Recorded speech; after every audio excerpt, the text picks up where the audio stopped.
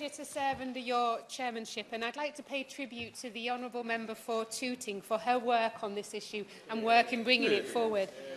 Now, as a child, it was evident to everybody who came to my house that my house had an incredibly obsessive football-supporting father in it.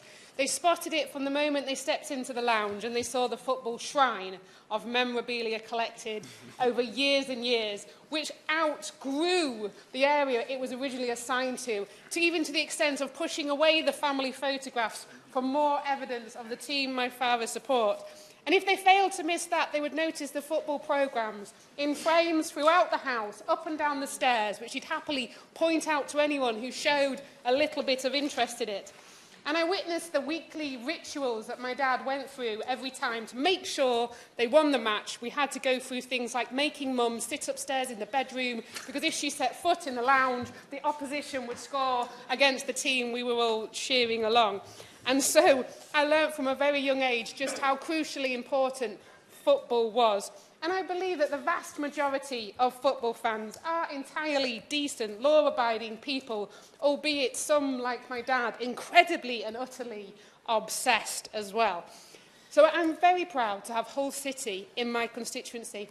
And this club announced in 2012 that it had in principle support to safe standing. And many of them actually came in June to lobby MPs about this issue, which sadly I was unable to attend there.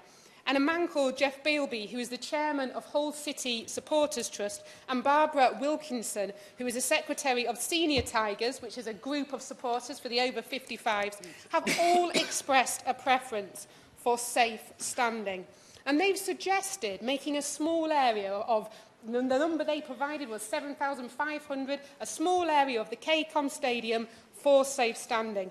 And a survey done showed that 47% of all fans would be more likely to attend a football match if there was some safe standing. Now, I can't speak for everyone else's team, but I know certainly for Hull City, we'd like to encourage as many people as possible to come down and cheer on our team. And if this is one way to do it, then I say, let's go for it. And it will hopefully bring in a lot of extra income if we can have more fans coming to the matches as well. And as has been made by so many of the people speaking here today, people stand anyway. And one supporter of Hull City wrote a comment telling me that he was unable to stand. He found standing difficult. And he wanted safe standing. So I sort of asked him about this, and he said because he wants to be in a seated area where the stewards can actually enforce seating and can make sure that the people in this area do all sit down. Because he said at the moment they're all standing all over the place. But he thought if you give people a choice and say, if you want to stand, go here. If you want to sit, respect the fact that everybody in this area wants to sit, he thought that would be a much more practical solution to this problem. So I think it all comes down to, isn't it time to allow local clubs to make these decisions and make them based on the local information that they have? I'm not saying create a rule that affects every single club in all of the city, but in clubs like Hull City, surely that should be up to the local authority, the police and the football club to work together and think about what really works for our football fans and for our city, because I don't believe one size fits all. And if you have a local decision-making body to actually decide the amount of safe standing, then you can adapt quickly to changing circumstances. We don't need to go through all of this debate if we decide a bit further down the line that actually we want to reduce the amount of safe standing or we would like to increase it.